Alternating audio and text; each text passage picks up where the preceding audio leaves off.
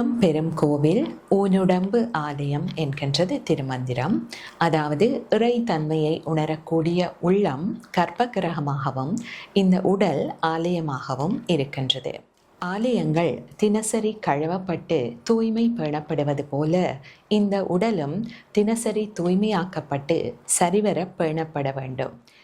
இந்த உடலை சரிவர பேண இயற்கையோடு இணைந்த வாழ்க்கை முறை, சரியான உணவு, அவ்வப்போது விரதங்கள், அசைவுகள், சரியான உறக்கம், சரியான உடற்பயிற்சி, சரியான எண்ணங்கள், வெறுப்பு, கோபம், பொறாமை இல்லாத மனம் போன்றவற்றை நாம் கடைபிடிக்க வேண்டும்.